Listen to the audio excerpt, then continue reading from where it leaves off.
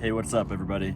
If you're anything like me, you absolutely hate it when your car makes a super annoying beeping sound when you unlock the doors. So I'm going to show you how to fix that on the 2021 Subaru Outback. All right, first things first, let's just get the vehicle started.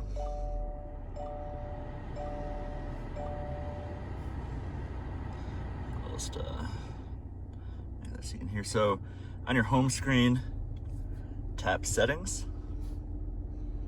and then